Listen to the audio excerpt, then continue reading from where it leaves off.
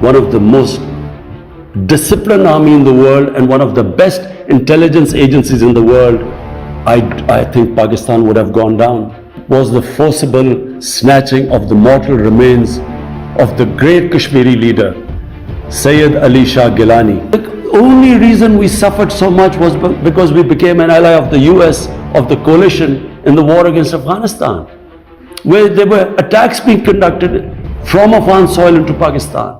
Mr. President, Islamophobia is another pernicious phenomena that we all need to collectively combat. In the aftermath of the 9/11 terrorist attacks, terrorism has been associated with Islam by some quarters. This has increased the tendency of right-wing, xenophobic and violent nationalists, extremists and terrorist groups to target Muslims. The UN Global Counter-Terrorism Strategy has recognized these emerging threats. We hope the Secretary General's report will focus on these new threats of terrorism posed by Islamophobes and right-wing extremists. I call on the Secretary General to convene a global dialogue on countering the rise of Islamophobia. Our parallel efforts at the same time should be to promote interfaith harmony, and they should continue. Mr. President, the worst and most pervasive form of Islamophobia now rules India. The hate-filled Hindutva ideology propagated by the fascist RSS BJP regime has unleashed a reign of fear and violence against India's 200 million Muslim strong community. Mob lynching by cow vigilantes, frequent pogroms such as the one in New Delhi last year, discriminatory citizenship laws to purge India of Muslims, and a campaign to destroy mosques across India and obliterate its Muslim heritage and history are all part of this criminal enterprise. New Delhi has also embarked on what it ominously calls the final solution for Jammu and Kashmir dispute. It has undertaken a series of illegal and unilateral measures in occupied Jammu and Kashmir since 5th August 2019. It has unleashed a reign of terror by an occupation force of 900,000. It has jailed senior Kashmiri leadership, imposed a clampdown on media and internet, violently suppressed peaceful protest, abducted 13,000 young Kashmiris and tortured hundreds of them.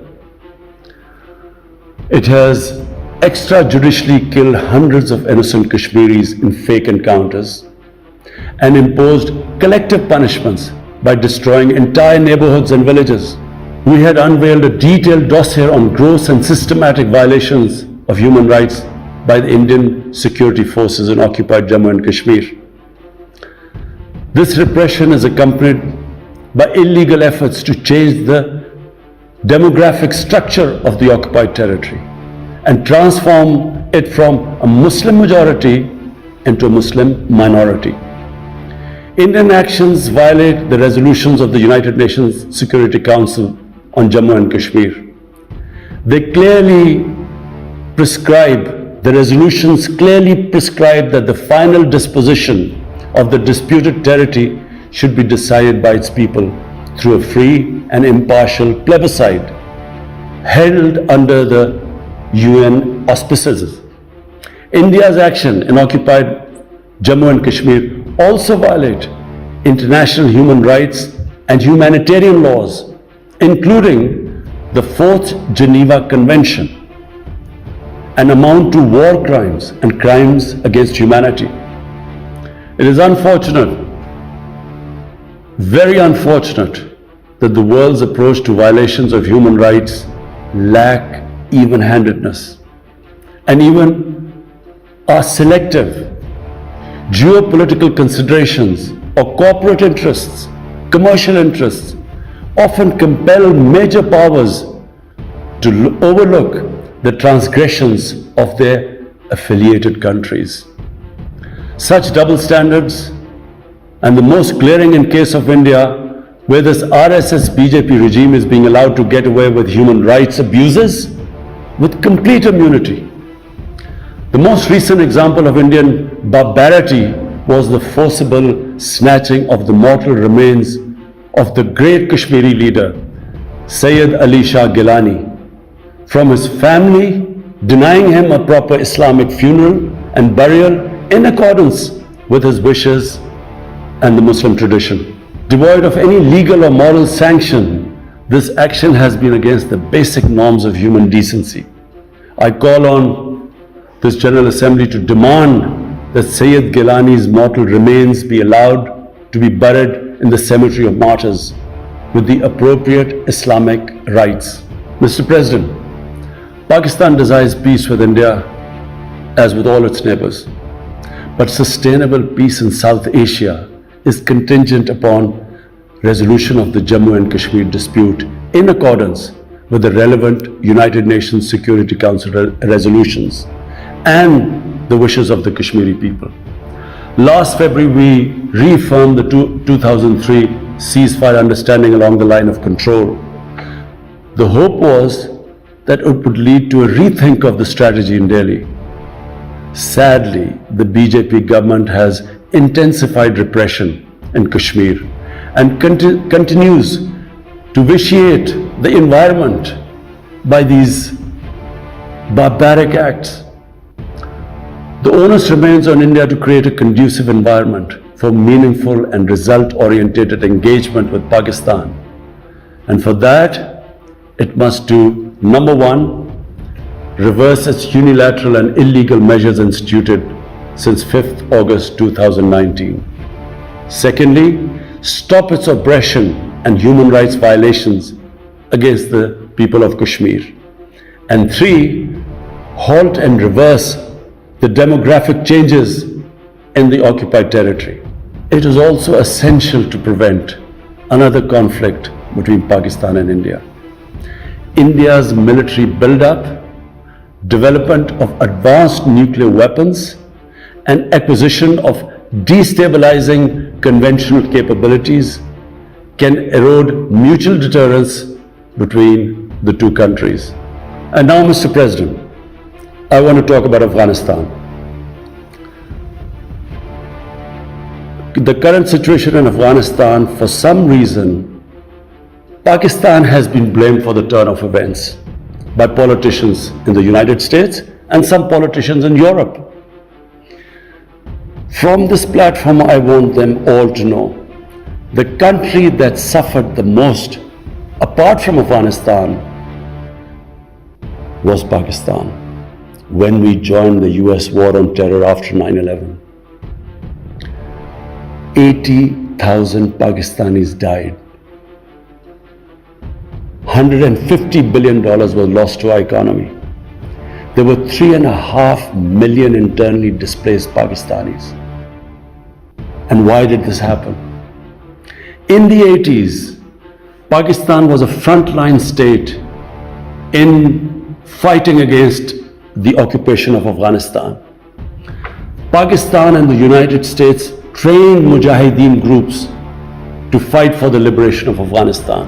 Amongst those Mujahideen groups were Al-Qaeda, were various groups from all over the world. They were Mujahideen, Afghan Mujahideen. These were considered heroes. President Ronald Reagan invited them to White House in 1983. And according to news items, he compared them to the founding fathers of the United States. They were heroes. Come 1989, the Soviets leave. So do the Americans, abandon Afghanistan. Pakistan was left with 5 million Afghan refugees. We were left with sectarian militant groups which never existed before. But the worst cut of it was that a year later, Pakistan was sanctioned by the US. We felt used. Fast forward 9/11, Pakistan is needed again by the US because now they US-led coalition is now invading Afghanistan, and it could not happen without Pakistan providing all the logistical support. What happened after that? The same mujahideen that we had trained that fighting foreign occupation was a sacred duty, a holy war, a jihad, they turned against us. We were called collaborators. They declared jihad on us.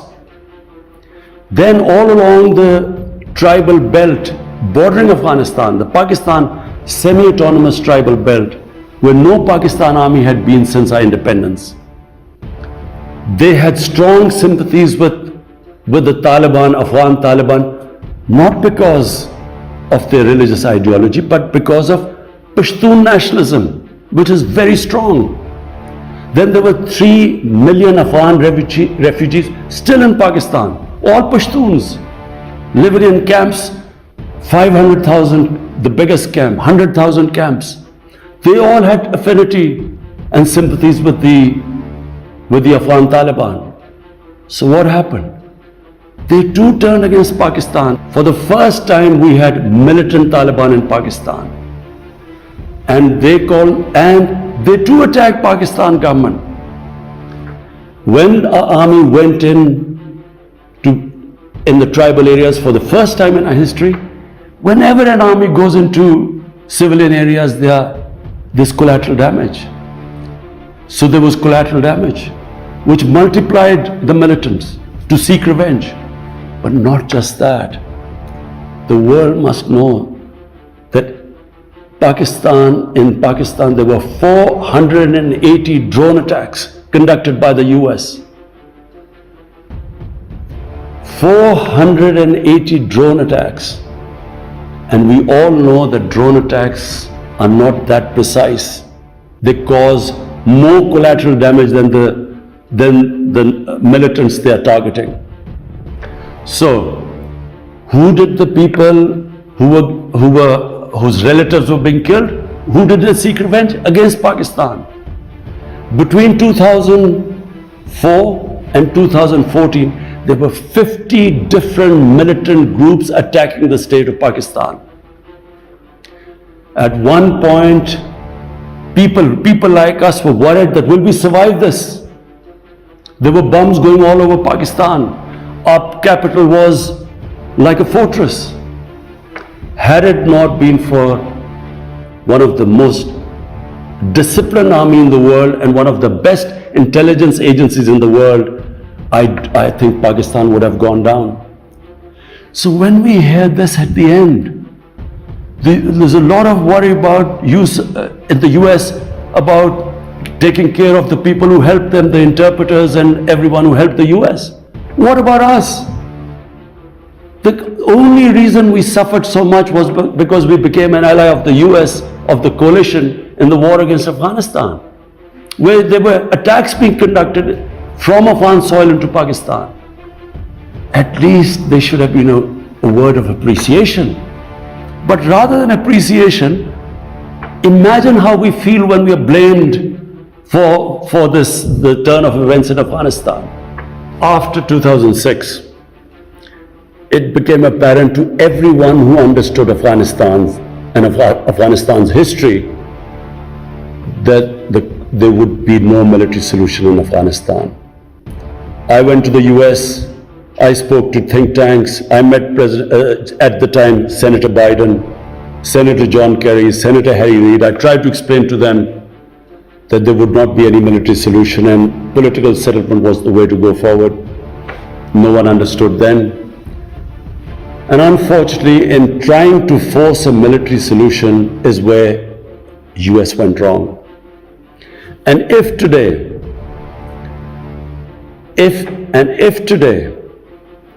the world needs to know why the Taliban are back in power, all the world has to do is do a deep analysis of why 300,000 well-equipped Afghan army, and remember Afghans are one of the bravest nations on earth, why did this 300,000 Afghan army give up without a fight? The moment a deep analysis of this is done, the world would know why the Taliban are back in power, and it's not because of Pakistan. So, Mr. President, right now, the whole world community should think, what is the way ahead? There are two paths we can take. If we neglect Afghanistan right now, according to the UN, half the people of Afghanistan are already vulnerable. And by next year, almost 90% of people in Afghanistan will go below the poverty line. There's a huge humanitarian crisis looming ahead.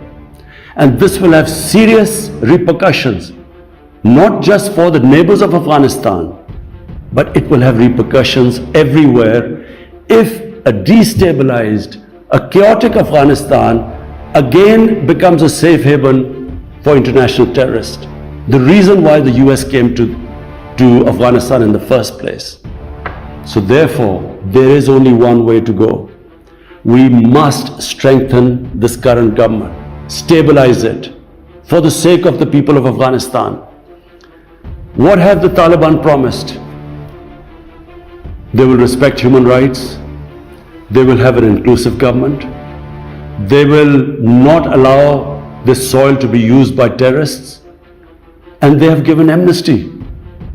Now, if the world community incentivizes them, encourages them to walk this talk, it will be a win-win situation for everyone. Because these are the four things that in Doha, when the US was talking to the Taliban, these were the conditions the dialogue was all about. So if the world can incentivize them to go this direction, then after all, this 20-year of presence, of coalition presence in Afghanistan would not be wasted, because Afghan soil would not be used for international terrorism. So I end my talk, Mr. President, by urging everyone that this is a critical time for Afghanistan. You cannot waste time. Help is needed there. Humanitarian assistance has to be given there immediately. And the Secretary General of the United Nations has taken bold steps. I urge you to mobilize the international community and move in this direction. Thank you.